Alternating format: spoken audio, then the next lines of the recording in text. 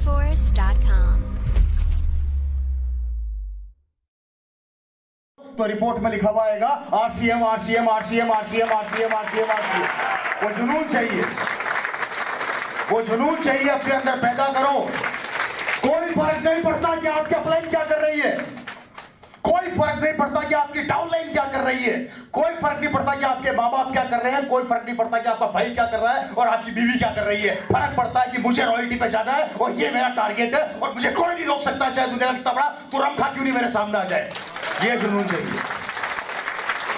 ये जुनून पैदा कर लो। एक दिन पैसा पीछे पीछे भागेगा और नहीं किया तो मैंने बोला परिवर्तन संसार का नियम है, खत्म हो जाओगे। समझो?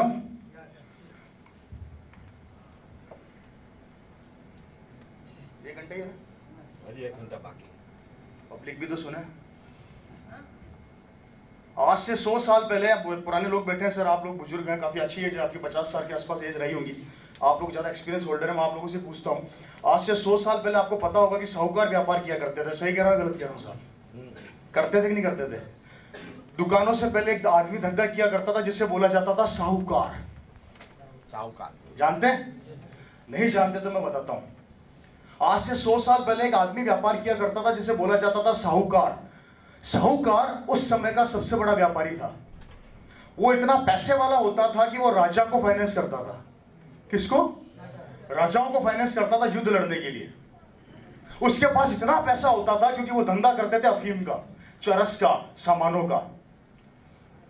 उनके पास इतना पैसा होता था कि वो राजा को युद्ध लड़ने के लिए फाइनेंस किया करते थे और उनमें घमंड था। साहूकारों में क्या था? हमसे बड़ा कौन है, हम तो राजा को फाइनेंस करते हैं। लेकिन साहूकार भूल चुका था कि परिवर्तन संसार का नियम। जैसे साहूकार को घमंड आया कि हमसे बड़ा कौन है, तो उसके घमंड को तोड़ने के लिए मार्केट के अंदर चालू हुई उस समय दुकानें खुलना। क्या खुलने चालू हो गई सर? छोटी छोटी दुकानें खुलना चालू हुई पूरे देश में। और जैसे जैसे दुकानें खुलना चालू हुई तो आपको आपके शहर में सामान मिलने लग गया। और जैसे ही आपको आपके शहर में सामान मिलने लगा तो साहूकारों की दुकानदारी ऑटोमेटिक धीरे धीरे बंद होती चली गई। और पूरे हिंदुस्तान में क्या कब्जा हो गया? दुकानों का। किसका कब्जा हो गया? अब जैसे मार्केट में दुकानदार आए तो उनको यह लगने लग गया दुकानदारों को कि हमसे बड़ा कौन, हमें कौन हरा सकता है। लेकिन दुकानदार भी भूल गया था कि परिवर्तन संसार का।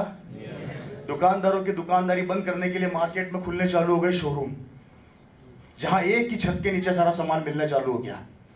जहां आप जाते हो, एक ट्रॉली उठाते हो, सामान डालते हो और घर लेके आ जाते हो। और क्या बोलते हो? अच्छा हुआ चिक चिक खत्म हो गई, पहले नारियल वहां से लाना पड़ता था तो दाल वहां से लानी पड़ती थी। एक ही शोरूम के नीचे आपको सामान मिलना चालू हो गया। और जैसे जैसे शोरूम खुलने चालू हुए दुकानदारी ऑटोमेटिक कम होती चली जा रही है।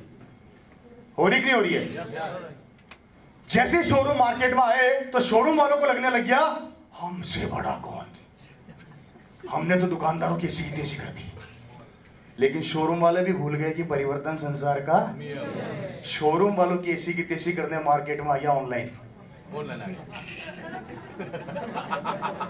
कौन आ गया?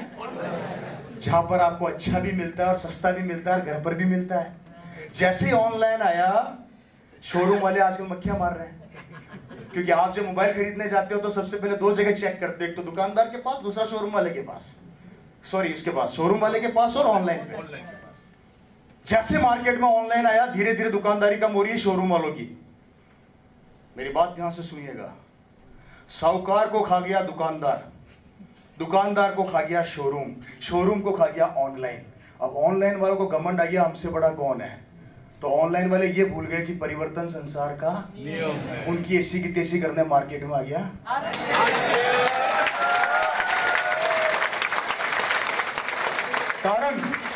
कारण भी जान लो, फिर बोलोगे कि रवि जी तो बातें ही करते हैं और बिना लॉजिक के मैं बात करता नहीं हूं। कारण ऑनलाइन सस्ता दे सकता है, ऑनलाइन अच्छा दे सकता है, लेकिन आरसीएम अच्छा भी देता है, सस्ता भी देता है और साथ में 45% का पैसा भी देता है जो कोई नहीं देता।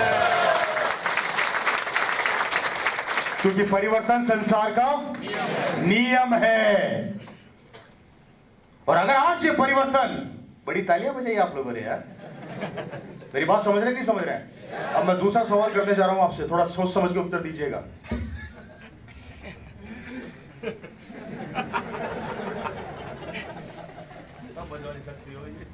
मेरे एक भी सवाल का उत्तर किसी के पास हो तो आरसीएम मत करना, मैं खुद बोलता हूं। और अगर नहीं हो तो जिंदगी में जाग कर देखना करोगे क्या।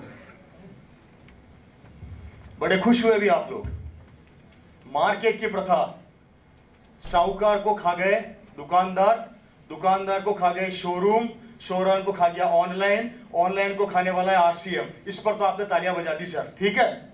मार्केट की प्रथा पे आप लोगों ने बड़े खुश होकर तालियां बजा दी। अब हमारी भी बात कर लेते हैं। हम कस्टमर हैं, हमने क्या किया, पहले भी दुकान से खरीदते थे, आज भी दुकान से खरीदते हैं, आगे भी दुकान से खरीदेंगे, हमारा बच्चा भी दुकान से खरीदेगा और उसका बच्चा भी दुकान से खरीदेगा, मतलब ऑनलाइन खरीदेगा, पैसा एक आएगा नहीं। अब मुझे बताइए, ये तो परिवर्तित होता जा रहा है, हम हो रहे हैं क्या? नहीं। तो फिर ताली किसके लिए बजाई? इनके लिए बजाइए, अपनी बर्बादी के लिए बजाई। बर्बादी के लिए बर्बादी के लिए बताइए। मतलब ये परिवर्तित हो रहे हैं तो आप खुश हो गए, और जिसके कारण परिवर्तित हो रहे हैं, हमारे कारण, हमें पता ही नहीं हमें क्या करना है। हम जड़ हैं, जड़ में पानी नहीं दोगे तो पेड़ बड़ा कैसे होगा? और हमारी जड़ें तो सूख रही है। कुछ लोग परिवर्तित होते जा रहे हैं और हम वहीं के वहीं पड़े हैं।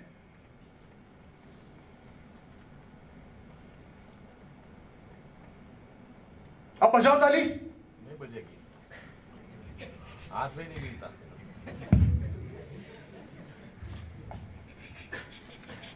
चुपचाप बैठे, हाथ नहीं, ताली नहीं बजी, मोबाइल की गलती बन गई। मैं जानता हूं मेरे पास मीटिंग का अनुभव बहुत कम है भैया, 3-4 साल से काम कर रहा हूं फील्ड में, ज्यादा एक्सपीरियंस वाला आदमी नहीं हूं मैं। आप लोगों ने बड़े बड़े बिग शॉट्स की मीटिंगें देखी है, लेकिन मेरे तो उन सवालों का उत्तर दे दो साहब, पूरे हिंदुस्तान से पूछता फिर रहा हूं, कोई नहीं देता, एक भी नहीं मिला। सारे मेरे को ऐसे देखते रहते हैं जैसे मैं धरती का नहीं, सुखारा ग्रह से धरती पे उतरा हूं। क्योंकि मेरी प्रॉब्लम क्या है, मैंने बातें बोल दिया था, मैं पहले काटूंगा, ऑपरेशन करूंगा, फिर सिलूंगा, और सिलते हुए 2 टाके छोड़ के जाऊंगा। बताइए फ्रेंड्स, हम किसके बर्बादी के लिए ताली बजा रहे हैं, किसके लिए खुश हो रहे हैं? चलिए छोड़िए, आप में से कितने बहुत लोग अपने बच्चे को नौकर बनाना चाहते हैं? कोई नहीं। सब कोई भी नौकरी करता है। और अभी घर जाके उसको ये शिक्षा दोगे, अरे निकम में पढ़ ले, अच्छी नौकरी मिल जाएगी, नहीं तो तेरे बाप की तरह घूमता फिरेगा। हम लोग हमारे बच्चे को एक चीज सिखाते हैं कि बेटा अच्छी पढ़ाई कर ले, अच्छा पढ़ ले, लिख ले, तेरे को अच्छी नौकरी मिल जाएगी। सिखाते कि नहीं सिखाते? आप में से कितने माँ बाप है जिसने अपने बच्चे को ये सिखाया कि बेटा अच्छी पढ़ाई कर ले, अच्छे नौकर रखेगा? नहीं सिखाया।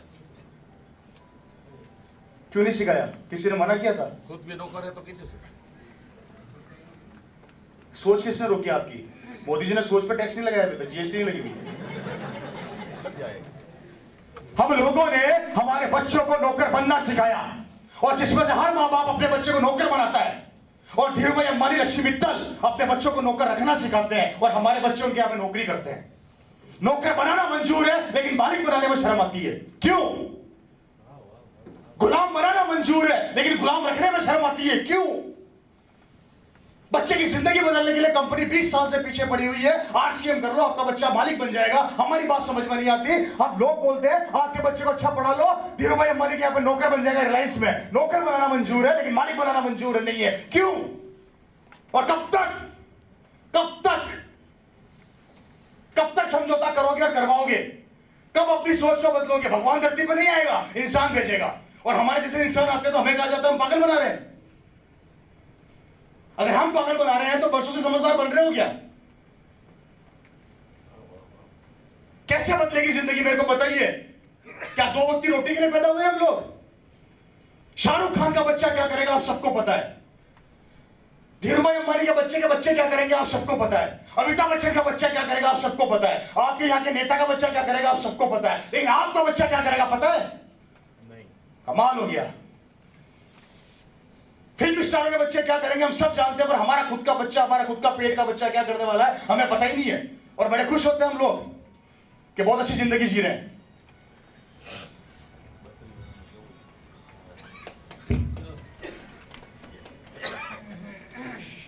कोई जवाब नहीं।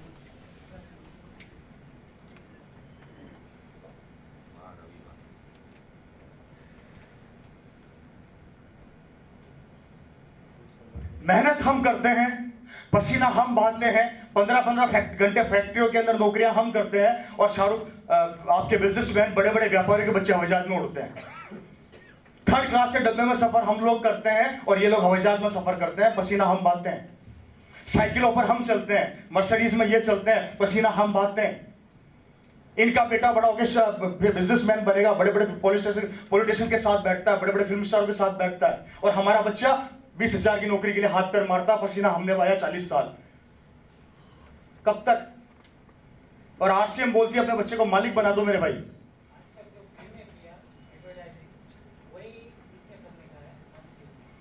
प्रभु आपके चरण का है, लाओ आओ आओ, दो ना पूरा, दो दे रहे हो तो पूरा दो, नीचे उतर के दो। आओ चरण, मैं छूंगा आपके चरण, नीचे उतरो, मैं भी आपका गुरु हूं। मैंने चरण भी छू लिया, इनको पता भी नहीं लगा। सिंपल सा लॉजिक है सर, ये बात आपको समझ में आई। महत्वपूर्ण ये नहीं इसमें टिकने वाले कितने, महत्वपूर्ण ये है।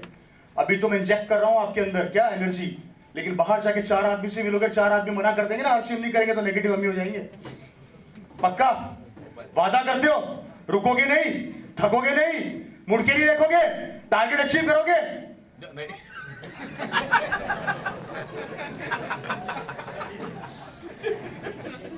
जुनून चाहिए भाई, वो पैदा करो। मेरी बात समझ रहे कि नहीं समझ रहे आप लोग? मैं आपको कड़वा सत्य बता रहा हूं फ्रेंड्स, कि अपनी लाइफ में झांक कर देखिए हम किस ट्रैक पर जा रहे हैं। और मैंने बोला कि परिवर्तन संसार का नियम है। एक तरफ हम टेक्नोलॉजी के लिए तालियां बजाते हैं, मैं थोड़ा टेक्नोलॉजी पे आने जा रहा हूं कि आज से 20 साल 25 साल बाद हमारी बर्बादी का रास्ता खुलने वाला है। मेरा बहुत अच्छा टॉपिक रहता है, अपनी हर मीटिंग में बताता हूं आप लोगों को। बताने वापस जा रहा हूं कि टेक्नोलॉजी जैसे जैसे बढ़ती जा रही है, हम लोग बर्बाद होते जा रहे हैं। जैसे जैसे मशीनें आती जा रही है, हमारे धंधे चौपट होते जा रहे हैं। और मैं थोड़ा प्रेजेंट और पास्ट दिखाने की कोशिश कर रहा हूं, फ्यूचर बताने जा रहा हूं। पास्ट के अंदर एक आदमी आपके शहर के अंदर आज से 25 साल पहले दुकान खोलता था एसटीडी की, और 1 रुपया कमाता था। सही कह रहा हूं गलत कह रहा हूं? जब से मोबाइल आए तब से उस एसटीडी की दुकान बंद हो गई, वो आदमी बेरोजगार हो गया। मात्र टेक्नोलॉजी के आने से वो आदमी सड़क पर आ गया। कैसा लगा आप लोगों को? आज से 20 साल पहले आपके शहर के अंदर एक आदमी इंश्योरेंस करता था, गायों का, भैंसों का, आदमियों का, कुत्तों का। जब से इंश्योरेंस ऑनलाइन होने लग गए, उसकी दुकान बंद हो गई, वो सड़क पर आ गया। कैसा लग रहा है आप लोगों को? आज से 20 साल पहले एक आदमी आपके गांव के अंदर पैडल मार के चिट्ठियां पहुंचाया करता था। जब से व्हाट्सएप और ईमेल आया है, उस बेचारे को नौकरी से निकाल दिया, उसका लाल डब्बा बंद हो गया, वो बेरोजगार हो गया। कैसा लग रहा है आप लोगों को?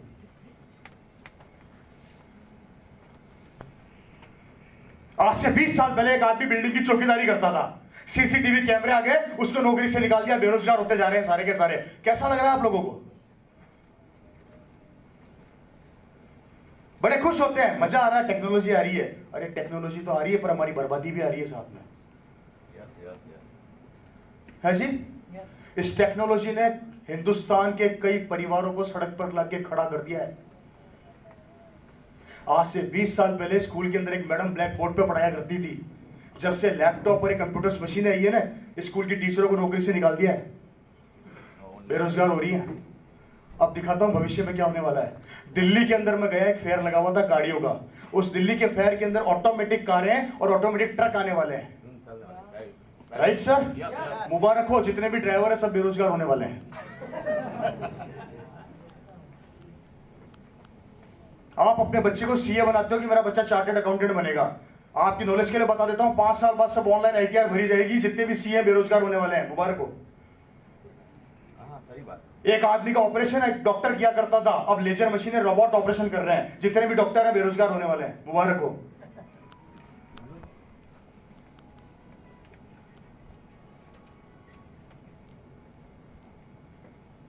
खेत के अंदर 25 साल पहले एक मजदूर काम करता था, ट्रैक्टर आए, मजदूरें चली गई सारी। उसके बाद बीज और भूसी अलग करता था, साला मशीन आ गई बीज और भूसी अलग करने की, वो बेचारे बेरोजगार हो गए। घर में एक औरत रोटी बनाती थी पति के लिए, आटा गूंद के, और उसमें प्याज डालती थी अपना। मार्केट के अंदर आटा गूंदने की मशीन आ गई, रोटी बन रही ऑटोमेटिक। पहले बच्चा पैदा होता था तो माँ की गोद में सोता था, अब बच्चा पैदा होता था मशीनों के अंदर सो रहा है, अपना मशीन हिला के सुला रही है बच्चों को।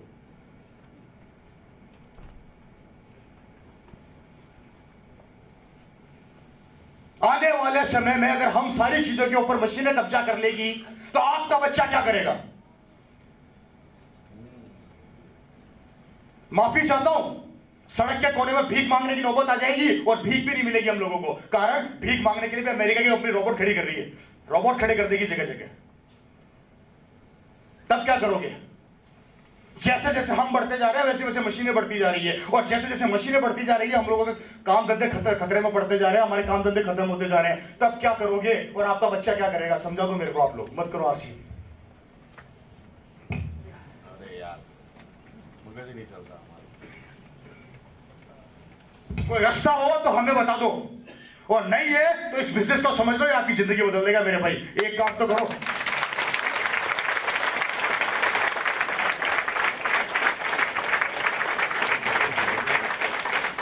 दुनिया के हर फील्ड में रिसेशन आ सकता है, दुनिया के हर फील्ड में रिसेशन आ सकता है। और मैं जानता हूं सूरत के अंदर रिसेशन, गुजरात के अंदर डायमंड का काम था, सूरत के अंदर कई लोग सड़क पर आके खड़े हो गए, बर्बाद हो गए।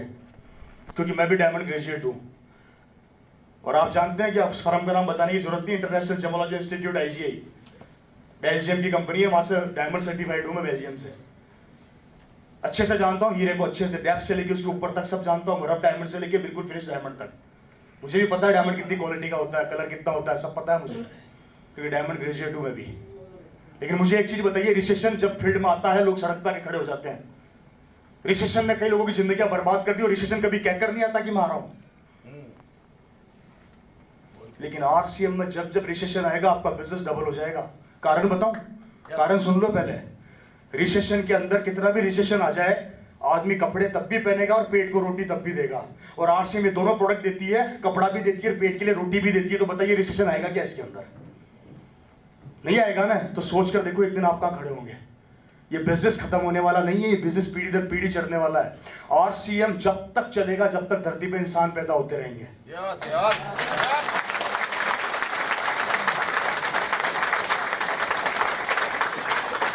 अब आपको सोचना है कि आपको क्या करना है। मैं आपके माइंड के अंदर से नेगेटिविटी को निकाल के भविष्य बिठा रहा हूं, फ्यूचर दिखा रहा हूं, प्रेजेंट से मिला रहा हूं, सब कुछ करता जा रहा हूं। बेरोजगारी बता चुका हूं, बढ़ने वाली है, काम धंधे बचेंगे नहीं, रोजगार है नहीं, व्यापार करने के लिए पैसा हमारे पास किसी के पास है नहीं, उधार लेकर भी आ जाओगे तो ब्याज चुकाते चुकाते बर्बाद हो जाओगे, और हमारा ये बिजनेस समझ में आएगा नहीं तो करोगे क्या? ये बात अपने दिमाग में लेकर जाओ यहां से आज।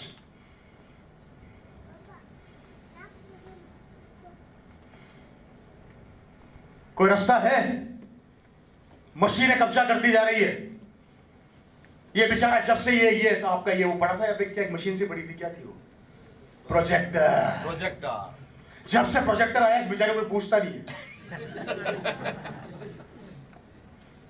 जबकि बेस खत्म मत करो, बेस खत्म हो गया तो इंसान खत्म हो जाएगा। मैं जब छोटा था सर तो मुझे स्कूल में सिखाया था A for एप्पल। आज मेरे बच्चे भी हैं तो उनको क्या सिखाया जाएगा? A for अभिषेक बच्चन क्यों नहीं हुआ? समय के साथ बदलना चाहिए ना। A for अभिषेक बच्चन इसलिए नहीं हुआ क्योंकि बेस, हमारा बेस को खत्म मत करो। और ये बिजनेस आपका बेस बनेगा, इस बेस को पकड़ के रखो क्योंकि आने वाले समय का सबसे बड़ा व्यापार बनेगा। ये ध्यान रखना आप लोग। आप सोच नहीं सकते इस बिजनेस की ताकत क्या होगी, क्योंकि मेरे पिता ने आज से 20 साल पहले इसकी ताकत को समझ लिया था। मैं बड़े गरीब परिवार का लड़का रहा हूं।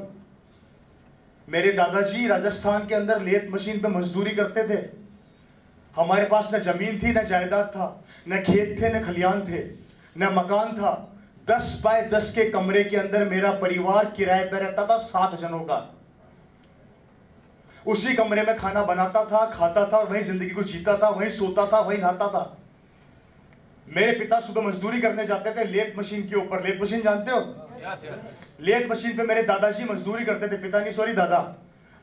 सुबह मजदूरी करने जाते थे, शाम को मजदूरी करके घर आते थे। कभी कभी तो जब पैसा नहीं मिलता था तो पेट के ऊपर कपड़ा बांध के सोता था मेरा परिवार। मेरे पिताजी घर का चूल्हा जलाने के लिए सड़क से गोबर चुपके चुपके लाते थे। गोबर जानते हैं? कंडे बोलते हैं जिसको यहाँ पे। वो कंडे लेकर आते थे जिससे घर का चूल्हा जल जाए। मेरे पिताजी 6 साल की उम्र में कचौरी बेचना चालू कर दिया था, मात्र 6 साल की उम्र में। कचौरी बेच के मेरे पिताजी ने अपनी स्कूल पूरी करी है मेरे भाई। सर आपका कबूतर बोल रहा है।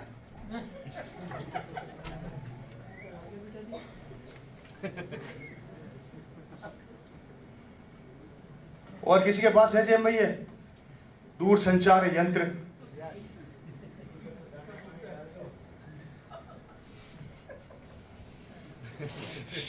घंटी भी सोरेट लगाई आपने यार।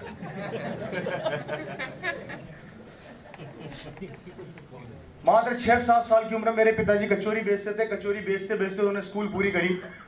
बता देता हूं मैं कहां का रहने वाला हूं, आपका पड़ोसी हूं, ज्यादा दूर का नहीं हूं। गुलाबपुरा का नाम सुना है? राजस्थान में भीलवाड़ा से 60 किलोमीटर दूर जगह है गुलाबपुरा और विजयनगर। गुलाबपुरा और विजयनगर का रहने वाला हूं मैं।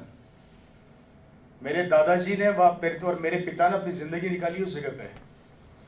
मात्र 7 साल की उम्र में विजयनगर के अंदर सरकारी दफ्तरों में जाके कचौरी बेच के बच्चों का अपनी स्कूल पूरी करी उन्होंने। और जब पहली बार अजमेर के अंदर कॉलेज में एडमिशन लिया था, अजमेर में एक कॉलेज है जिसका नाम है डीएवी कॉलेज, पता कर लेना। उस डीएवी कॉलेज में एडमिशन लिया तो मेरे पिताजी के पास पहनने को पैंट नहीं होती थी। जिंदगी में पहली बार पैंट खरीदी मेरे पिता ने जब वो कॉलेज में आए थे। एक पैंट और एक शर्ट, उसी पैंट को धोते थे, उसी को पहनकर जाते थे। और कॉलेज से आने के बाद लुंगी लपेट के मेरे पिताजी अपना खर्चा चलाने के लिए ढाबे के ऊपर जाके कचौरी पकड़ाते थे। कचौरी पकड़ाते पकड़ाते मेरे पिता ने अपनी कॉलेज पूरी करी है। हमारे पास कुछ नहीं था, कुछ भी। मेरे पिताजी रोते थे और पढ़ाई करते जाते थे, काम करते थे और पढ़ाई करते जाते थे। लेकिन मेरे पिताजी के पास एक चीज थी, जानना चाहते हैं क्या था वो? विश्वास और कॉन्फिडेंस कि एक दिन सफल होऊंगा।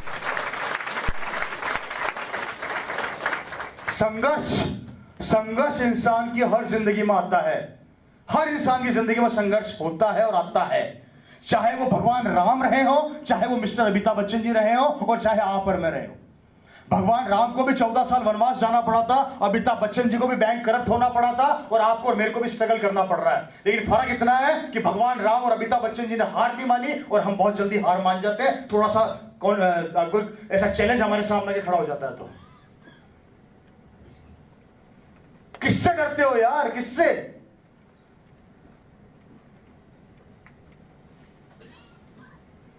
कचौरी बेचते बेचते बेचते बेचते पढ़ाई करते करते करते करते करते करते करते करते करते मेरे पिताजी राजस्थान गवर्नमेंट के अंदर ज्वाइंट डायरेक्टर बन गए, इक्वलेंट टू आईएएस ऑफिसर।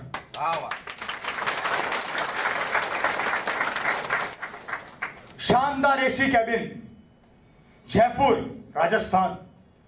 और जयपुर के अंदर एक चौराहा है जिसका नाम है 22 गोदाम। उस 22 गोदाम पर एक बिल्डिंग है जिसका नाम है नेहरू सहकार भवन, वो आज भी है। उसके 6ठे माले पे मेरे पिताजी का ऑफिस, नीचे सरकारी गाड़ी खड़ी रहती थी। मेरे पिताजी के ऑफिस के बाहर चपड़ासी बैठा रहता था, अंदर कंप्यूटर लगा हुआ होता था। उस समय मेरे पिताजी के पास एसी लगा होता था, कंप्यूटर हुआ करता था, जब लोग कंप्यूटर एसी के बारे में जानते भी नहीं थे। सन 2000 मेरे पिताजी की महीने की सैलरी थी सरकारी 25,000 रुपया महीना। कोई है सरकारी आदमी यहाँ पे? कोई है सरकारी आदमी? 25,000 कम तो नहीं होती सर 2000 में? बहुत ज्यादा, बहुत ज्यादा, बहुत ज्यादा होती है ना? बहुत ज्यादा। सन 2000 में मेरे पिता की महीने की सैलरी थी 25,000 रुपया महीना। इस बिजनेस को करने की कोई जरूरत नहीं थी। सरकारी गाड़ी मिल चुकी थी। पिताजी ने भी मोटरसाइकिल खरीद ली अपने पैसों से, कावासाकी 4 स्ट्रोक चैंपियन। अभी आती कि नहीं आती? और मेरे पास साइकिल थी BSA SLR। साइकिल का कलर था ब्लू। उस टाइम की सबसे पॉपुलर साइकिल थी वो। जिंदगी चल रही थी, आरसीएम की जरूरत नहीं थी। मेरे पिताजी ऑफिस से आते थे तो सोते नहीं थे, टीवी नहीं देखते थे, सोचते थे। और मैंने एक दिन मेरे पापा से पूछा जाके, पापा क्या सोचते रहते हो? मेरे पिताजी मेरे को बोलते थे, रवि यार सेटिस्फाई नहीं हो जिंदगी से, इससे भी बड़ा करना है। क्या बोला? तो मैंने कहा पापा 25,000 रुपया सैलरी मिलती है आपको, इससे बड़ा क्या होता है? अच्छी खासी सरकारी जॉब मिल गई, गाड़ी लेने जाती है, गाड़ी छोड़ती है। हमारे राजस्थान के अंदर जब आदमी को अच्छी जॉब मिल जाती है ना, तो उसका पेट बाहर आ जाता है, चाल बदल जाती है। यहाँ का नहीं पता मुझे।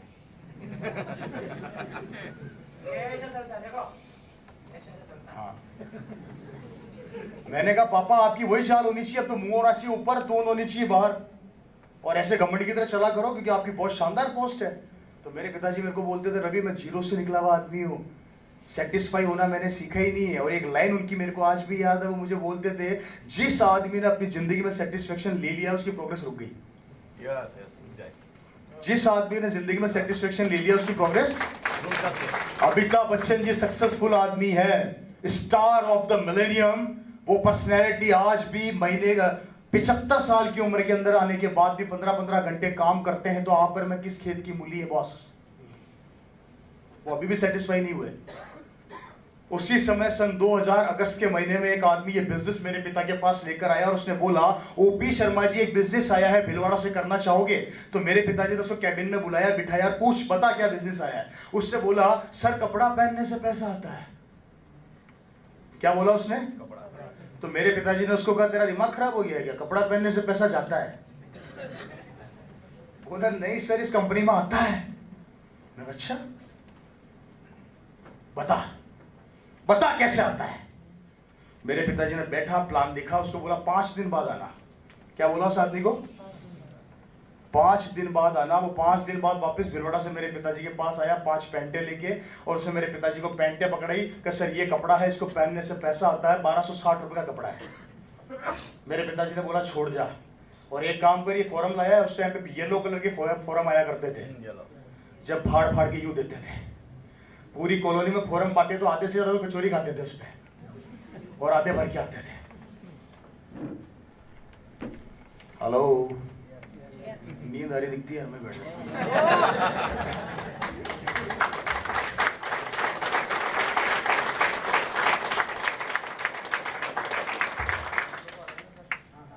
पहली बार आया मैं रिएक्शन देखने और बोला बड़ा बोल के देखे जा रहे।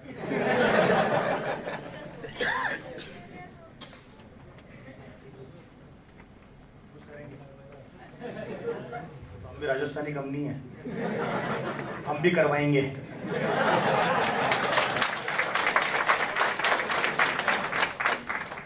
मुझे आज भी याद है दोस्तों कि ये बिजनेस लाइफ के अंदर आया। 5 दिन बाद उस आदमी को मेरे पिता ने बुलाया। वो तारीख थी 15 अगस्त सन 2000।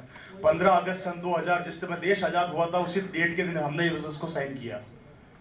साइन करने के 5-7 दिन बाद मेरे पिताजी ऑफिस से आए, मेरे को बोला, ऑफिस में थे, मुझे फोन करके बोला, रवि क्या कर रहा है? मैंने कहा पढ़ाई कर रहा हूँ। एक काम कर, तेरी साइकिल उठा और साइकिल उठा के कार्गो में जा, भीलवाड़ा से कपड़े की गांठ है हुई, उस गांठ को रिक्शे में रख और घर पर लेके आ। ये रवि शर्मा जब आपके सामने खड़ा है, 48 डिग्री सेल्सियस टेम्परेचर के अंदर 5 किलोमीटर दूर पैडल मार के जाता था अपनी साइकिल को लेके। वहां कपड़े की गांठ को रिक्शे में रखता था, रिक्शे के साथ अपने घर लेके आता था। उस टाइम पर पिकअप सेंटर नहीं हुआ करते थे, उस टाइम चला करती थी आरडी, और पहली आरडी मेरे घर में खुली थी। 25,000 रुपए के अंदर 25 किट मिले थे, और उस आरडी का नाम था पीके डिस्ट्रीब्यूटर, जिसका बिल मेरे पास आज भी पड़ा हुआ है।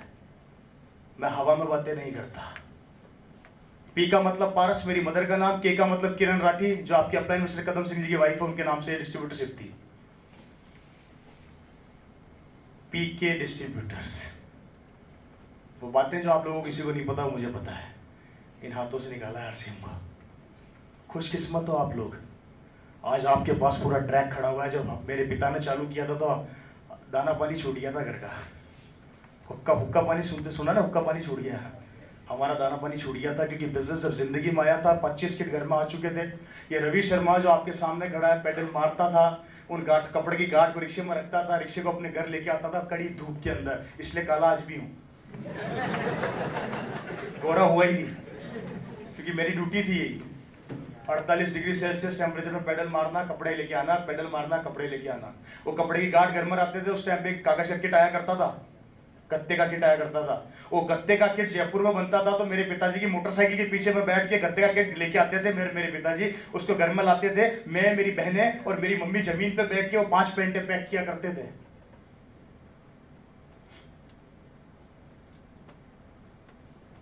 पिताजी ऑफिस से आते थे, उस कपड़े की किट को उठाते थे, पड़ोसी को जाके बोला आरसीएम बिजनेस कर लो सर, इसको कपड़े पहनने से पैसा आता है। तो पड़ोसी ने बोला शर्मा जी नौकरी चली गई। दूसरे पड़ोसी को जाके बोला आप आरसीएम कर लो, कपड़ा पहनने से पैसा आता। तो दूसरा पड़ोसी बोला शर्मा जी थैला खरीद लो। मेरी कॉलोनी के एक भी आदमी ने हमें हानि भरी मुबारक हो। 2 महीने तक हम लोगों का नाम बदल दिया गया। इवन ये कंडीशन हो चुकी थी कि मेरे पिताजी ने अपनी नौकरी को साइड में रख दिया, आरसीएम के पीछे पागल हो गए, कॉलोनी के किसी आदमी को नहीं छोड़ा, ज्वाइनिंग एक हुई नहीं, दीवान की सर चढ़ के बोल रही थी, समझ में आ नहीं रहा था करेंगे क्या, क्योंकि ज्वाइन हुआ नहीं तो पैसा आया नहीं, पैसा आया नहीं तो खर्चे बढ़ते गए, खर्चे बढ़ते गए तो नौकरी छोड़ चुके थे, नौकरी तो साइड में रख दी थी। नौकरी पे जाते नहीं थे तो सैलरी बनी नहीं, अब करें क्या? सुबह दूध वाला दूध देना था तो बोलता और आरसीएम कुछ आया क्या? शाम को सब्जी वाला सब्जी देना था तो और आरसीएम कुछ आया क्या? कॉलोनी में परिवार घूमने निकलता तो मेरी बहनों का हमारा नाम बदल दिया गया। मेरे पिताजी को बोलते थे आरसीएम 1, मेरी मम्मी को बोलते थे आरसीएम 2, हमारे को बोला करते थे आरसीएम 3, 4, 5। सबने हंसना चालू कर दिया। घर की औरतें, पड़ोसी की औरतें, 4-5 औरतें कोने में बैठी रहती थी और हमें देख देख के हंसती थी, ये देखो करोड़पति जा रहे हैं भविष्य के। बदनामी हो चुकी थी, नौबत ऐसी आ गई थी कि जहर खा के आत्महत्या कर ले हम। एक दिन गुस्से में आ गया मैं और मैंने मेरे पिताजी से बोला, पापा सरकार आपको 25,000 रुपया सैलरी देती है, या कपड़े बेच रहे हो? बंद करो इस काम को, क्यों बेच रहे हो कपड़े? तो मेरे पिताजी ने पता मुझे क्या बोला, बताओ? समझ में आ रही है?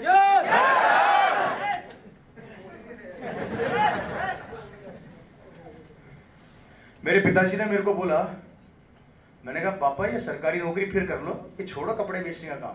तो मेरे पिता ने मुझे रिप्लाई पता क्या दिया, तू तेरा काम कर, तेरे से राय नहीं ली। अकड़ के मुझे भगा दिया। मैं भी चुपचाप निकल गया वहां से। 15 दिन और निकल गए, घर की हालत खराब हो चुकी थी। मेरी माँ ने मेरे पिताजी को बार बार बोलना चालू कर दिया था, अजी नौकरी कर लो, ये कपड़े में कुछ नहीं पड़ा है।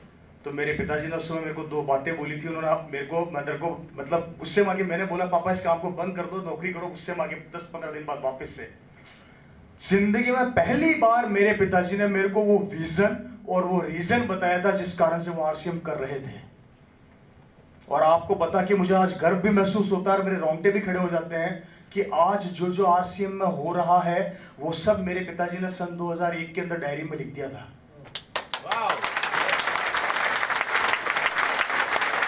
और वो डायरी मेरे पास आज भी है। उन्होंने सन 2001 में वो सब लिख दिया था जो आज हो रहा है। वो सब बता चुके थे मेरे को, एक समय ऐसा आएगा कि इसमें इतने प्रोडक्ट होंगे, एक समय ऐसा आएगा कि कंप्यूटर्स के ऊपर चलेगा, एक समय ऐसा आएगा कि बिजनेस वॉल्यूम कंप्यूटर पे दिखेगा, एक समय ऐसा आएगा कि ज्वाइनिंग कंप्यूटर से होगी, एक समय ऐसा आएगा कि कहीं जाने की जरूरत नहीं पड़ेगी, आपके शहर में सामान मिलेगा। ऐसा वक्त दिखाऊंगा तेरे को। मैंने कहा पापा इतनी आगे की मत सोचो, सब फेंकने वाली बातें हैं। बोले बेटा रुक जा, तेरे को दिखाऊंगा, क्योंकि मैं इस बिजनेस के पीछे पागल क्यों हूं वो तेरे को अब समझाता हूं। तू इसकी ताकत नहीं जानता, ये ताकत कितनी खतरनाक है। इस बिजनेस के अंदर एक वक्त ऐसा आएगा कि तू घर में बैठा रहेगा ना, तो भी तेरे पास पैसों की बारिश होगी। मैंने कहा सब फालतू की बातें करते हो आप। तो उन्होंने मेरे को कहा था तो रुक जा, तेरे को दिखाऊंगा वो भविष्य में एक दिन। उन्होंने मुझे 2 बातें बोली थी, वो बातें मेरे दिल में छप गई। बोलना सुनना चाहोगे? हाथ खड़ा करो कितने लोग जो नहीं सुनना चाहते।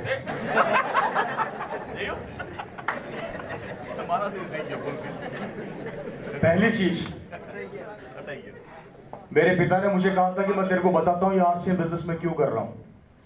उन्होंने मुझे कहा था रवि, मैंने बड़ा दुख देख देख के ये सरकारी नौकरी ली है। तेरे बाप ने कचौरियां तक बेची अपने हाथ से अपनी पढ़ाई पूरी करने के लिए।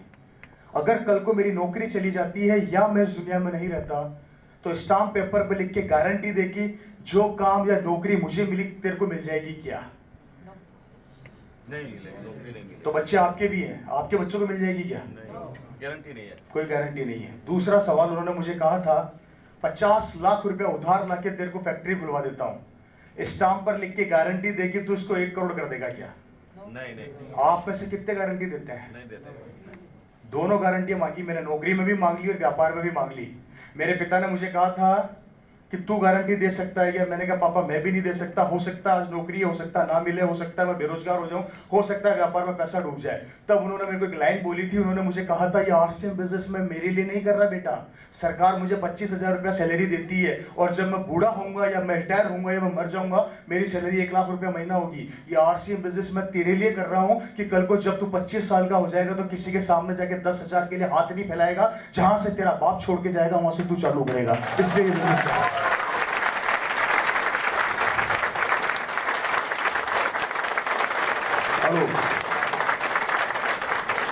ये बात कब बोली उन्होंने? सन 2001 के अंदर। 2012 में मेरे पिताजी एक्सपायर हो गए। ये पेड़ मेरे को देखे गए। उन्होंने जो सपना सन 2001 में देखा था ये बिजनेस क्या दे सकता है, आज पूरा हो गया। उनकी वो बातें जो 2001 में उन्होंने लिखी थी आज पूरी हो गई। वो इस दुनिया में नहीं है, उनको गए हुए 5 साल से ऊपर हो गए, लेकिन मेरी जिंदगी को 180 डिग्री कौन से घुमा के चले गए। सब कुछ है मेरे पास आज। आप लोग तो सुनते ही होंगे मेरा नाम कभी कभी। हाँ देखो, 2 बार सुना भी है। जमीन भी तीसरा है इसका। मैं पैसे के पीछे नहीं भागता, पैसा मेरे पीछे भागता है। क्योंकि मेहनत एक आदमी ने करी थी। किसी बड़े बुजुर्ग लोगों ने कहा है कि एक पीढ़ी दुख देखती है, दूसरी पीढ़ी सुख पाती है। आज आपका दुख, आपका परिश्रम आपके बच्चे की जिंदगी बना देगा, अगर अपने बच्चों से प्यार करते हो तो। और नहीं करते तो जो आप कर रहे हो वैसे ही आपका बेटा करेगा। बबूल के बीज डालोगे, आम पैदा नहीं होंगे। आम का बीज डालोगे तो आम ही पैदा होगा। अब आप अपने बच्चे की जिंदगी के अंदर बबूल डालना चाहते हो या आम, ये आप पे निर्भर करता है, क्योंकि आप उसके जन्मदाता हो। आप अपने परिवार के मुखिया हो, आप किसी का भाई हो, किसी की बहन हो। क्या देकर जाओगे अपने परिवार, अपने बच्चों को? क्या दोगे अपने माँ बाप को? क्या दोगे अपने आने वाली जनरेशन को? उधारी, कंपटीशन, संघर्ष, लोन, बेरोजगारी, दुख, टेंशन, क्या दोगे जाओगे? आज सब कुछ है। मेरे पिताजी को 5 साल हो गए इस दुनिया से गए हुए। चलकर गए थे हॉस्पिटल, डॉक्टर ने डेड बॉडी पकड़ा दिया हाथ में, 5 दिन के अंदर समेट दिया। क्योंकि बुरा वक्त और बुरा समय कभी कहकर नहीं आता कि मैं आ रहा हूं। तैयार रहना उस चीज के लिए। आप लोग भी यहां से बाहर निकले, भगवान ने करे माफी चाहता हूं, गाड़ी ने टक्कर मार दी, भगवान को प्यारे हो गए, उसके बाद फैमिली को क्या दोगे? फैमिली का क्या होगा? क्या लगता है जो काम आप कर रहे हो आपके बच्चे कर लेंगे? नहीं है जी? नहीं करेंगे। क्या करेगा उसके बाद आपका परिवार, आपकी बहन, आपकी बेटी, आपकी माँ और आपके बच्चे? निराधार हो जाएगा। मेरे पास स्टेप नहीं है, ये रही, जिसका नाम आरसीएम है। आपके पास क्या है? आरसीएम बोलने से आरसीएम नहीं होती। मैं आज भी बोल गया था ये बात, मुझे 1% समझ में नहीं आता। जय आरसीएम। सामान कितना खरीदा? 100 रुपए का। साइड हो जा। काहे का जय आरसीएम भाई? अरे हमने उस ट्रैक को देखा तो हमारी बात को फॉलो तो करो। आपकी बर्बादी थोड़ी चाहते हैं। ये 2 गड्ढे से पसीना बहा रहा हूं, मेरे लिए नहीं बहा रहा हूं, आपके लिए बहा रहा हूं। मेरी बन गई। कैसा जय आरसीएम यार? कब तक अपलाइन बार बार आके बोलेगी 5,000 का खरीद लिया, 5,000 का खरीद लिया? अरे क्यों बोल रही है अपलाइन आपको 5,000 के लिए यार? आप में क्वालिटी नहीं है। अपलाइन को फोन करके पहले ही बोल दो, सर मैंने खरीद लिया, आपने खरीद लिया क्या? वाह वाह। है ना? ये करते हैं हम लोग? नहीं करते। इंतजार करेंगे जब तक हमारे दिनेश भाई का फोन नहीं आएगा, मैं तो सामान नहीं खरीदूंगा। कभी ऐसा भी कर दो, दिनेश भाई मैंने खरीद लिया, आपका क्या हालचाल है? आदत पड़ी हुई है। बदलो यार, बदलो। कुछ अलग करोगे तो दुनिया सलाम करेगी। दुनिया चमत्कार को नमस्कार करती है। नमस्कार करने से चमत्कार नहीं होते, मेहनत से चमत्कार होते हैं। क्यों इंतजार करते हैं हम किसी के बोलने का? क्यों? मैं हर महीने 25,000 बिजनेस वॉल्यूम करता हूं 1 तारीख को, और आज तक का रिकॉर्ड है मेरा सर गरमा के देख लो, सामान नहीं पड़ा हुआ। पीयूसी का नंबर दे देता हूं, पीयूसी वाले को फोन करके पूछ लो, रवि शर्मा का बिजनेस वॉल्यूम बताओ एडवांस। 75,000 रुपए का बिजनेस वॉल्यूम के बिल कटे हुए एडवांस के अंदर, मेरे माल बेच चुका हूं। मुझे शर्म नहीं आती बेचने में। पागल हूं मैं, साला दिमाग से पागल सनका हुआ हूं मैं। क्योंकि मेरे को सफलता चाहिए, मुझे आगे बढ़ना, चाहे कोई भी मेरे सामने आ जाए, कितना भी बड़ा तुरंगा क्यों नहीं आ जाए, मैं रुकने वाला नहीं हूं। ये जुनून आप में डालना चाहता हूं। कब तक हम लोग दूसरों के कहने पे चलेंगे सर? कब तक है सर?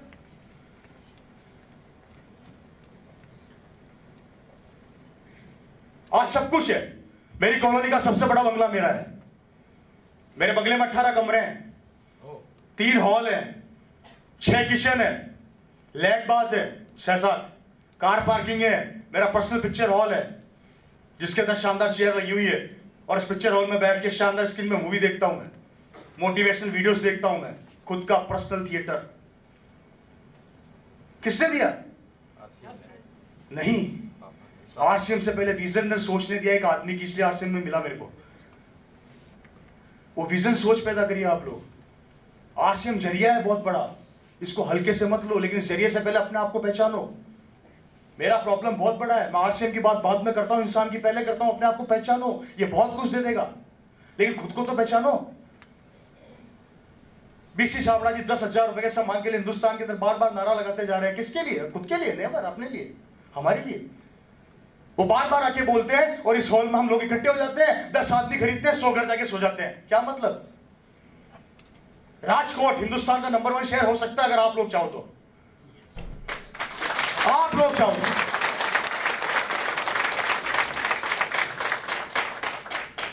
पटना के अंदर आदमी इकट्ठे होते हैं 5-5 हजार, तो यहां पर क्या सांप सूंघ गया है? डरते हैं? गुजरात कम है किसी से? है जी? नहीं, कमी है। जुनून पैदा करो मेरे दोस्त। मैं वादा करता हूं 5 साल ईमानदारी से सिस्टम को दे देना, आप सबके बच्चों को यहां पे लाके खड़ा कर दूंगा। 5 साल दे दो ईमानदारी। दो तो सही, करो तो सही, रुको तो मत। पानी के किनारे पे खड़ा होके गहराई का अंदाजा नहीं लगाया जाता, कूदना पड़ता है। कूद जाओ, और कूदोगे तो ऑटोमेटिक हाथ पे हिलना चालू हो जाएंगे। हाँ, सही बात है। किसी को जरूरत नहीं हिलाने की, नहीं जरूरत पड़ेगी। अंदर जैसे जाओगे ऑटोमेटिक हाथ पैर चालू हो जाएंगे। अरे जब सांड सामने आ जाता तो लंगड़े भागते हैं। क्या बात कर दिया आपने यार? सांड सामने आ जाए तो लंगड़े भागते हुए देखे मैंने। हाँ, भाग जाएगा। क्यों? उस टाइम जोश कहां से आ गया?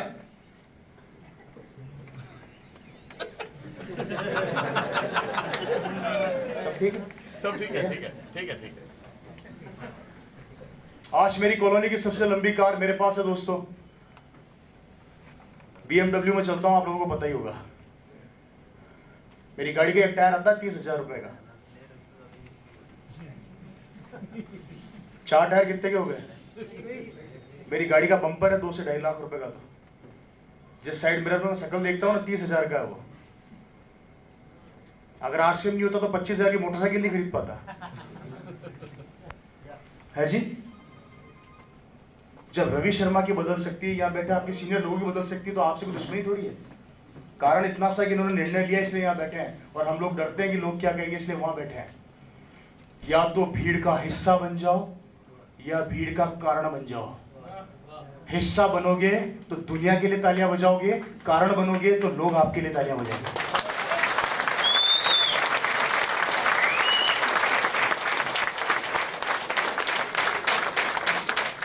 हेलो, मेरी बात समझ रहे हैं कि समझ रहे हैं? आज जब अपनी BMW से कॉलोनी से निकलता हूं ना, तो पड़ोस वाले अंकल अपने बेटे को थप्पड़ मार के बोलते हैं, निकम्मे तूने क्या किया, इसको देख BMW में घूम रहा है। तो बेटा थप्पड़ खाने के बाद पता है क्या रिप्लाई दिया? आज से 18 साल पहले इसके पापा RCM समझाने आए थे, तब आपको समझ में नहीं आई थी क्या? आप उस समय समझाते तो आज मैं BMW में होता।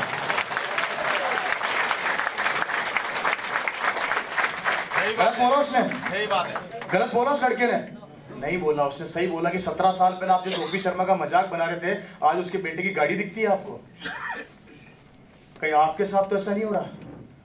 क्या आपका पड़ोसी कर रहा है, आप हंस रहे हो, सोच रहे हो, इंतजार कर रहे हो? मुझे लोग बोलते हैं दिनेश भाई ने सही बोला। दिनेश भाई मेरे को लोग बोलते हैं, सर पहले RCM का प्रोडक्ट तो चेक कर लूं, फिर RCM करूंगा। अरे मूर्ख आदमी। अरे वाह, गुजराती प्योर। अब RCM का प्रोडक्ट तू चेक नहीं कर रहा है, ये प्रोडक्ट तेरे को चेक कर रहा है कि तू RCM के लायक है या नहीं है।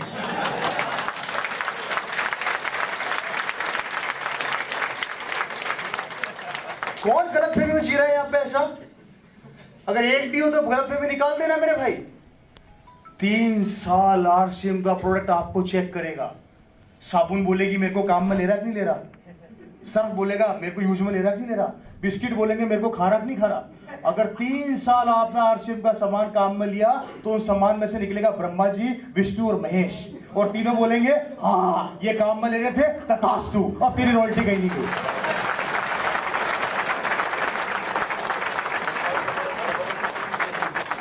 लेकिन हम तो उल्टा काम करते हैं। आदत पड़ी हुई है उल्टा करने की। सीधी बात समझ में आती नहीं है, सर्कल से घूम के आते हैं तो समझ में आता है। क्या चेक कर रहे हैं RCM के प्रोडक्ट को सर? क्या चेक करोगे आप लोग? क्या चेक कर लिया भाई साहब? तुम्हारा नमक खा के देख लो खा रहा है कि नहीं है। हाले चाट ले ले। अब क्या मिल गया तेरे को? अजीब अजीब सवाल कर रहे हैं यार, अजीब अजीब। तुम्हारी साबुन में झाग कम आ रहे हैं तो ज्यादा झाग ले ले। तेरे झाग के चक्कर में शाहरुख खान का बेटा मर्सिडीज में घूम रहा है और तू झाग में पड़ा हुआ अभी तक। यहां से खरीदोगे तो आपका बेटा करोड़पति बनेगा, और बाजार से खरीदोगे तो शाहरुख खान का बेटा करोड़पति बनेगा। सोच लो किसके बेटे को बनाना है। अपने खरीदना तो पड़ेगा, और नहाना तो पड़ेगा, और खाना तो पड़ेगा। अब आप में से कितने लोग हैं जो कल केले के पत्ते बांध के घूमेंगे? है कोई है यहाँ पे कि नहीं साहब आज से कपड़े त्याग दिए, केले के पत्ते बांधूंगा बस अब, और पेड़ों की जड़ें खाऊंगा? अरे सामान खाने से पैसा आ रहा है तो हमारा क्या जा रहा है बॉस? है सर? ये सूट आरसीएम का, ये शर्ट आरसीएम का, ये टाई आरसीएम की, पाँव में जूते आरसीएम के, जूते में मोजे आरसीएम के, अंडर गारमेंट आरसीएम का, होटल में बड़ा बैग आरसीएम का, बैग के अंदर सामान आरसीएम के, घर के अंदर जो काम में लेते हैं सामान आरसीएम के, आटा आरसीएम का, नमक आरसीएम का, नहाता हूँ साबुन आरसीएम की, और बड़ा मजा ले लेके नहाता हूँ। आधा नहाता हूँ और आधा को ढोलता हूँ।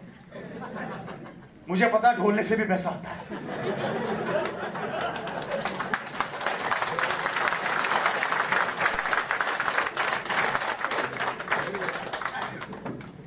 क्या जा रहा है? जिसको मिलो आरसीएम का प्रोडक्ट दे दो। मेरे घर में हर चीज आरसीएम की, मेरा पर्स आरसीएम का, मेरी, और सबसे बड़ी बात हमारी घर वालों की सोच आरसीएम की। सबसे बड़ी बात मेरे घर वालों की सोच आरसीएम की।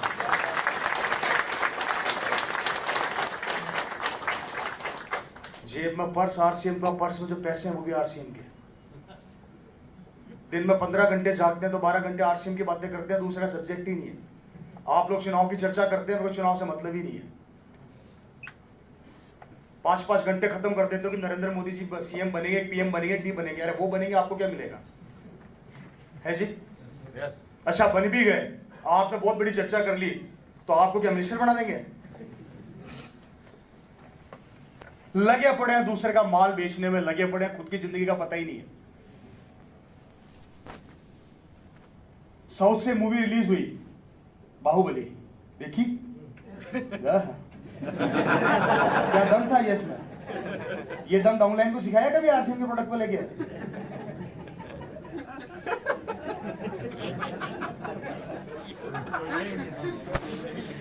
500 करोड़ की टिकटें रिलीज होने से पहले बेच दी, रिलीज होने के बाद 2500 करोड़ का बिजनेस किया मात्र आपकी यश के कारण। समझ रहे मेरी बात? Yes yes. आपने और मैंने मिलके बाहुबली को रातों रात अरबपति बना दिया। उसका हीरो सुपरस्टार हो गया, उसका डायरेक्टर करोड़पति बन गया सर, उसका हीरो अरबपति बन गया। जो सड़क पर था आज बड़े बड़े ऑर्डर ले रहा है, बड़े बड़े काम ले रहा है।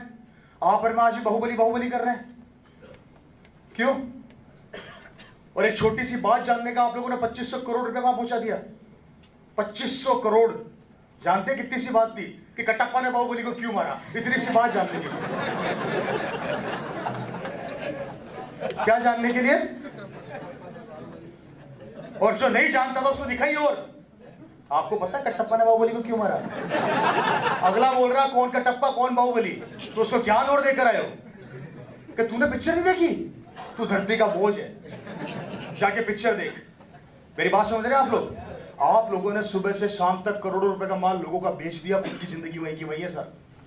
मैं राजकोट में हूं आज, अगर आप लोगों से पूछूं यहाँ पे सबसे अच्छा रेस्टोरेंट कौन सा है, नाम बताओगे कि नहीं बताओगे? बताओगे ना?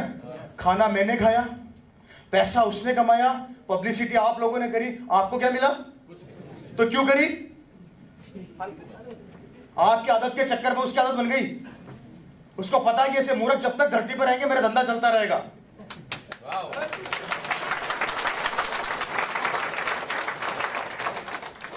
आपके गांव का एक नौकर, आपके गांव का एक छोटा सा व्यापारी आपके बोलने से आज करोड़पति अरबपति बन गया। रावत का नाम सुना है जयपुर में कचौरी वाले का? रावत का कचौरी वाला जयपुर में फेमस कचौरी वाला है साहब। आज से 25 साल पहले वो आदमी छोटी सी दुकान लेके बैठा था, आज भी उस दुकान के अंदर वो बैठा हुआ। फर्क इतना, वो दुकान नहीं रही, वो 5 स्टार बिल्डिंग बन गई। उसका बेटा मर्सिडीज में आता है कचौरी बेचते बेचते, क्योंकि हमारे जैसे बुद्धिजीवी लोगों ने उसको रातों रात करोड़पति बना दिया। हम वही के वही है। कब तक लोगों का माल बेचोगे अपनी ताकत से? कब तक? घर में शादी है, कपड़े खरीद के लाए बाजार से, तारीफ कर रहे हैं छगन लाल की साड़ी कमाल की है, ऐसी साड़ी तो पूरे राजकोट में नहीं मिलती, तू वहीं से लेके आना। हमारे ससुराल वाले तो खुश होके नाचे थे। वो राजकोट के अंदर जो शगनलाल का आप लोगों ने नाम लिया, उस शगनलाल का लाख रुपए का माल बिक गया हमारे बोलने से। आप समझ नहीं रहे हो आप क्या कर रहे हैं यार। इसकी जगह पर आरसीएम की माला जपना चालू कर दो, आरसीएम का प्रोडक्ट पहनूंगा, आरसीएम का प्रोडक्ट खाऊंगा, आरसीएम प्रोडक्ट खिलाऊंगा। 5 साल वाले प्रोडक्ट बोलेगा तथास्तु।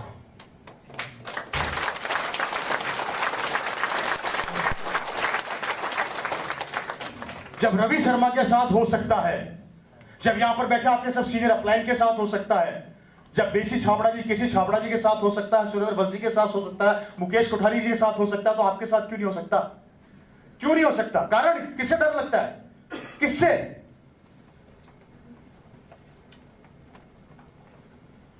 मत खत्म करो अपनी उस ताकत को जो भगवान ने आपको बड़ी, मतलब ये समझ लो कोई कर्म किए होंगे आप लोगों ने, तो आपको ये पावर इंसान बना के भेजा, धरती के ऊपर गाय भैंस बना के नहीं भेजा। अपनी इस ताकत को पहचानो। मत डरो कि लोग क्या बोलेंगे। लेडीज है, आपको भी कह रहा हूं मैं, मत डरो लोग क्या बोलेंगे। आप बहुत कुछ कर सकती हैं अगर चाहे तो। किससे डर लगता है? याद रखना, जब संघर्ष करोगे तो लोग मजाक बनाएंगे, जिस दिन सफलता मिल गई ना वही लोग आपके पांव छुएंगे। नियम है दुनिया का।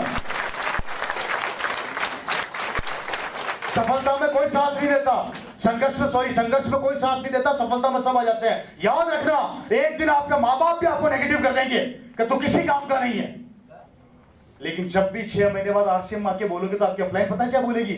नहीं, मुझे तेरे पे विश्वास है, तू कर सकता है। 12 महीने तक सामान मत खरीदना, तब भी अपलाइन पता क्या बोलेगी? नहीं, मुझे अब भी विश्वास है कि तू कर सकता है। अरे जहां माँ बाप ने कभी साथ नहीं दिया, वहां पे आपकी अपलाइन साथ देती तो भी हम गलत हैं।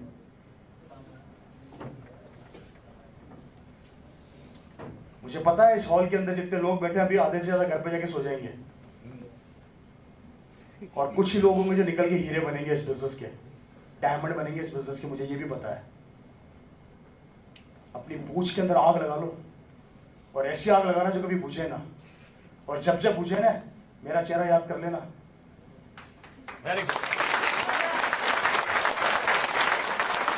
कोई भी चीज इंसान की पकड़ से बाहर नहीं है, लेकिन जुनून होना चाहिए उस चीज को पाने का। मुझे लोग बोलते हैं रवि शर्मा साहब हम आरसीएम कर तो ले पर बेचने में शर्म आती है। क्यों आती है साहब? जब धीरूभाई अंबानी रिलायंस की दुकान के अंदर करोड़पति अरबपति आदमी है, नंबर 1 आदमी है, वहां पर टमाटर धनिया बेच रहा है, उसको तो शर्म नहीं आ रही, पर हमें क्यों? टाटा का मालिक जो ट्रक और जैगुआर बेचता है, वही टाटा का मालिक टाटा का नमक बेचता है 18 रुपए का, उसको नमक बेचने में शर्म नहीं आ रही, तो हमें क्यों? अमिताभ बच्चन 75 साल की उम्र में आके टीवी पे कंघी बेच रहे हैं, उनको कंघी बेचने में शर्म नहीं आ रही, तो हमें क्यों? सलमान खान हर पिक्चर में कपड़े उतार के खड़ा हो जाता है, उसको पता है शर्ट उतारूंगा 200 करोड़ की बिजनेस है, उसको शर्ट उतारने में शर्म नहीं आ रही, उसको पता है उतारते 200 करोड़ का बिजनेस होगा, वो अपने आप को बेच रहा है, उसको अपने आप को बेचने में शर्म नहीं आती, तो हमें क्यों? कितने आप में से कितने लोग इनसे बड़े हैं?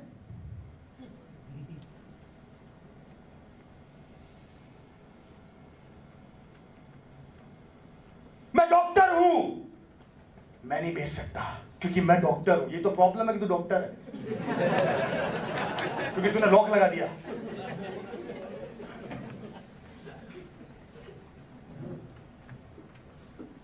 पागल लोग इतिहास रचते हैं और पढ़े हुए लोग पढ़ते हैं। वो डॉक्टर है इसलिए वो कभी आगे नहीं बढ़ सका क्योंकि उसके दिमाग में डॉक्टरी सेट हो गई। वो इंजीनियर है इसलिए वो कभी आगे नहीं बढ़ सका। मैं कुछ भी नहीं हूं इसलिए आगे बढ़ गया।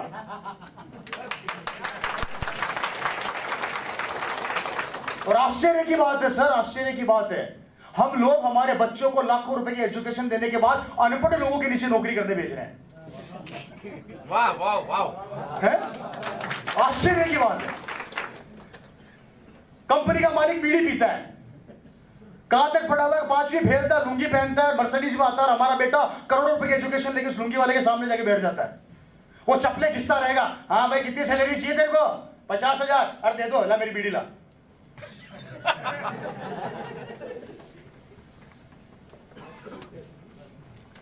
वो कराना मंजूर है, लेकिन ये आरसीएम का सामान आरसीएम ज्वाइन करके खाना मंजूर नहीं मेरे भाई। क्यों? कब तक शक करोगे इस पे? कब तक चेक करोगे इसको?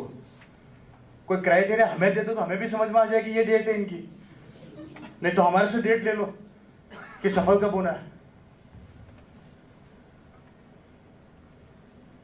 अपनी मेंटल पावर को लॉक मत करिए। 5,000 कर रहे हो तो 6 पर आओ, 7 पर आओ, 10 पर जाओ। 10 कर रहे हो तो 20 पर जाओ, 20 कर रहे हो तो 50 पर जाओ, आगे बढ़ते रहो, रुको मत। अरे जब आप 5,000 का सामान सेल कर सकते हो तो 50,000 का भी कर सकते हो, और जब 50,000 का कर सकते हो तो 5 लाख का भी कर सकते हो। किससे डरते हो? क्यों रोक रखा अपने आप को? बिजनेस क्यों बढ़ता है? ये चुटकियों के अंदर, बस यहां पर कंसेप्ट क्लियर होना चाहिए। ये पहले माले के अंदर ये एंटीना हिलाना बंद करो, एक जगह रोक दो इसको, यूं बहुत हिला लिया। हमारे जैसे पागल आते रहेंगे, सॉरी, हमारे जैसे पागल आते रहेंगे आपके बिजनेस को बड़ा करने के लिए। साथ तो दो, हाथ तो दो, आगे तो बढ़ो।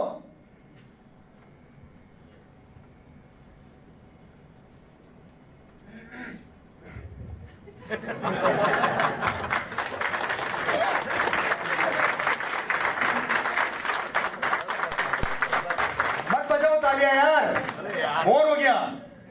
नहीं सुननी तालियां, आपकी सफलता सुननी है मेरे को। बहुत बजा ली तालियां यार, बहुत बजा ली। पता नहीं आप लोग कैसे चैन की नींद सोते, पर मेरे को नहीं आती।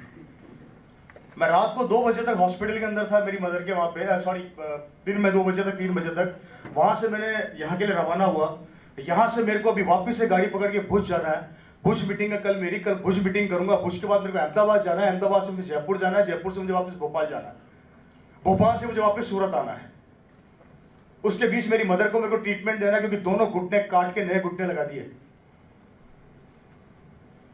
डॉक्टर ने बोला 4 महीने इनको रेस्ट की जरूरत है, 4 महीने इनको चलाना, सब कुछ करना, आपको ध्यान रखना पड़ेगा। मैंने कहा मैं ध्यान नहीं रख सकता, आज भी रख दूंगा, कोई दिक्कत नहीं। लेकिन मैं बिजनेस की कमिटमेंट कर दी तो बिजनेस की डेट कैंसिल नहीं कर सकता। चाहता तो किसी और को भी भेज सकता था यहाँ पे, लेकिन वो भेजना मेरे कमिटमेंट को, और मैं अपनी जिंदगी में अपनी शक्ल नहीं देख पाता कि मैंने मीटिंग कैंसिल कर ली। 104 डिग्री बुखार के अंदर मैंने मीटिंग करी है 5 दिन। ये जुनून पैदा किया अपने अंदर। मैं वादा करता हूं आपके बच्चे को यहां पर लाके खड़ा कर देंगे। हाथ तो बढ़ाओ, यस निकाल के फेंको उन लोगों को अपनी जिंदगी से बाहर जो आपसे 2,000 रुपए का सामान नहीं खरीद सकते। अरे वो दोस्त किस काम के जो 2,000 का सामान नहीं खरीद सकते, वो जिंदगी में क्या देंगे आपका साथ है जी? उठा के फेंको ऐसे लोगों को बाहर। लगातार मीटिंग और सेमिनार को मिस मत करो। ये वो मंदिर है जो आपकी जिंदगी को बदल देगा।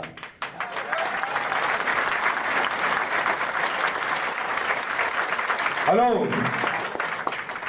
ये वो मंदिर है जो आपकी जिंदगी को बदल देगा। क्योंकि मेरे भाई, एक औरत 16 सोमवार करती है सुंदर पति पाने के लिए। सही कह रहा हूं, गलत कह रहा हूं? सही सही।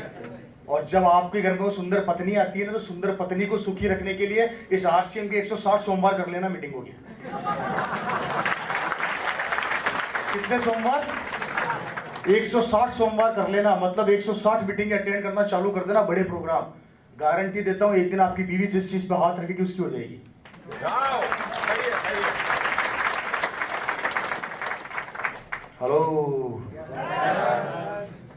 कुछ समझ में आ रहा है? कितने लोगों को आ रहा है? करोगे? आगे बढ़ोगे? सपने पूरे करोगे? बेचना सीखोगे? बेचोगे? बेचोगे? मेरे से झूठ मत बोलना, मुझे कुछ फर्क नहीं पड़ता। अपना सीधा सा फंडा है बॉस। आप बोलोगे ये सर मैं खुश होकर घर चल जाऊंगा, तो मुझे कोई फर्क नहीं पड़ने वाला। क्योंकि मेरा बिजनेस ही बता देता हूं, थोड़ा सा आपको आइडिया लग जाएगा। 30 तारीख को क्लोज होता है, 1 तारीख को फिर चालू होता है, 1 तारीख को शाम को 4-5 बजे तक मैं रूबी क्रॉस कर जाता हूँ। वाओ, क्या क्रॉस कर जाता हूँ? रूबी का बिजनेस 1 तारीख की शाम को 5 बजे तक रूबी क्रॉस हो जाता है। क्रॉस बोल रहा हूँ, रुका भी नहीं हुई, ऊपर चला जाता हूँ बहुत। अभी कितने दिन बाकी है? तो मुझे क्या करना चाहिए? घर सोना चाहिए, क्योंकि जितना बिजनेस आप कल्पना में नहीं करते उतना तो मेरे अकाउंट में वैसे आ जाता है। मैंने 1-1 घंटे में 30-30, 40-40 लाख का बिजनेस जाते हुए देखा है मेरा। बिजनेस वॉल्यूम की बात कर रहा हूँ मैं। क्या जरूरत है मुझे काम करने की? घर में 30 के 30 दिन खाट डाल के सोता रहूं ना, खाट डाल के, वो भी सोने की, तो भी पैसा आपसे नहीं रुकेगा। और ये जिंदगी में आप लोगों को देने आया हूं। 5 साल रुक जाना, टिक जाना, दुनिया कुछ भी बोले हार मत मानना। अच्छे अच्छे बड़े बड़े बिजनेसमैन आपके सामने जीरो हो जाएंगे।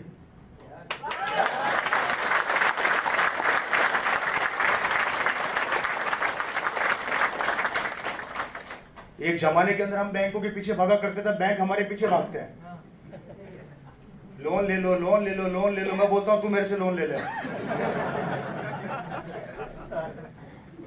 बैंक वाला मेरे को आया, अमेरिकन एक्सप्रेस का नाम सुना? अमेरिकन एक्सप्रेस कार्ड बनता है, वर्ल्ड का सबसे नंबर 1 कार्ड है, credit card American express.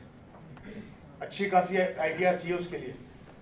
World का सबसे बड़ा कार्ड बनाने के लिए बैंक मेरे पास आ गया और उसने बोला जिस कार्ड के लिए आप एलिजिबल हुए हो ना, उस कार्ड के बारे में बता देता हूँ थोड़ा सा आप लोगों को। एक स्वैप मारोगे तो 400 करोड़ की होटल खड़े खड़े खरीद लोगे, इतनी ताकत है उस कार्ड में। वो कार्ड बन रहा है मेरा इसकी वजह से। No limit card, no limit card. क्या? No limit card. सोच कर देखो क्या ताकत है इस बिजनेस की। भविष्य आपका इंतजार कर रहा है। शुरू तो करो, चलो तो सही। 5000 बिजनेस वॉल्यूम से कम तो करना ही नहीं, कसम खा लो आज के बाद। और इसलिए नहीं करना क्योंकि मुझे अपलाइन को दिखाना है, किसी और को दिखाना, नेवर। मुझे अपने आप को दिखाना कि मैं कर सकता हूं। मैं 25,000 बिजनेस वॉल्यूम किसी से पूछ कर नहीं करता या किसी को दिखाने के लिए नहीं करता। मैं 25,000 बिजनेस वॉल्यूम इसलिए करता हूं कि कहीं मेरी क्वालिटी तो कम नहीं है बेचने की। मैं अपने आप को चेक करता हूं और करता रहूंगा। सब फंडे आपके दिमाग में बेचने के।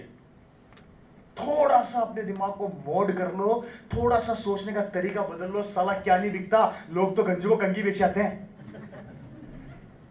हम तो फिर भी सामान बेच रहे हैं और वो भी क्वालिटी का। बेचूं 1-2 प्रोडक्ट आप लोगों को, बताओ तरीका। पक्का? बोर तो नहीं हो रहे? पहले तो ईमानदारी से हाथ खड़ा करो, कितने लोग हैं जो बोर नहीं हो रहे? घर तो नहीं जाना?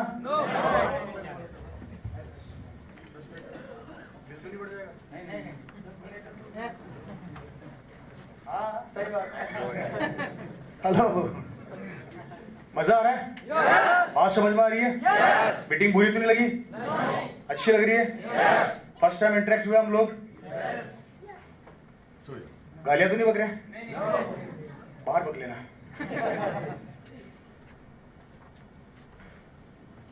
मैं कहा था बेचने का तरीका। अरे यार, ये बंदा पूरा प्रेजेंट था। कौन था ये बंदा? ग्रेट है, बहुत अच्छा। एक्चुअली बेचने का तरीका मैं आपको बताता हूँ। देखिए मैं फिर रिपीट कर देता हूँ, मैडम आप लोग भी सुनिएगा। बेचने से शर्म मत कीजिएगा। और बेचना कोई जुर्म नहीं है, पाप नहीं है, क्योंकि बिना सैलरी के मजदूर वैसे ही है। हम लोग बिना सैलरी के मजदूर तो वैसे ही है। जैसे वो एक मार्केटिंग प्लान दिखा रहे थे कि मेरे गोरेपन का राज लक्ष्य, जैसा कुछ बता रहे थे वो। हाँ, वो गोरेपन का राज लक्ष्य बेचते बेचते बेचते बेचते आज देखो वो लोग कहां से कहां पहुंच गए। बेचना शर्म वाली बात नहीं है, बेचना सीखो। और मैं खुद सेल करता हूँ, मुझे सेल करने में शर्म नहीं आती। मैं अभी अमरावती में गया हुआ था मीटिंग करने, मेरे साथ एक डिस्ट्रीब्यूटर था। हम लोग कार से उतर के मैंने कहा गोलगप्पे खाएंगे। गोलगप्पे खाने का मन कर गया। क्या मन कर गया? गोलगप्पे। मैंने कहा गोलगप्पे। गोलगप्पे जानते हो? पानी पटाशे, पानी पूरी। हम दोनों डिस्ट्रीब्यूटर साथ में थे। मैं कोट में था, मैंने कोट खोला, टाई में था, टाई और शर्ट पैंट में चला गया। मैंने कहा गोलगप्पे खिला। गोलगप्पे वो खिला रहा था, मैंने 10 रुपए के खाए। 10 रुपए खाते खाते मेरी नजर गई नमक के ऊपर। वहां नमक की थैली पड़ी थी। मैंने कहा तो टाटा कंपनी की कितने की लाते हो? उसने बोला 18 रुपए की लाता हूं। मैंने कहा 14 से मेरे से ले लो, मेरी खुद की कंपनी है।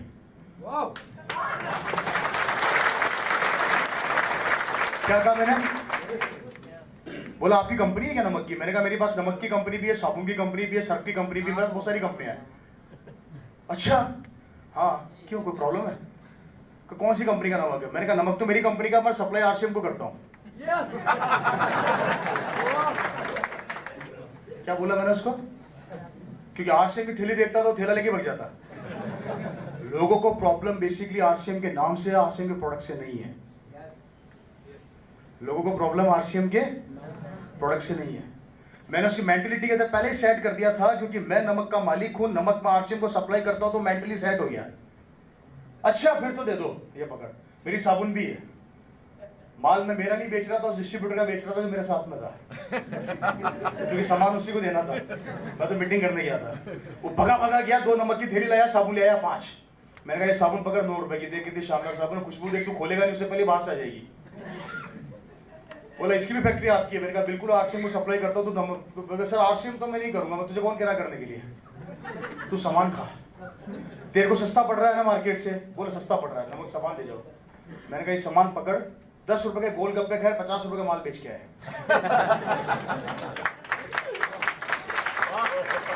कारण कॉन्फिडेंस। मेरे को ऐसा लगता है कि अगर आपको प्रोडक्ट की कंपनी अपनी खुद की बनानी है तो बना लो, आइडियाज क्रिएट करो यार। क्या पॉसिबल नहीं है, क्या पॉसिबल नहीं है।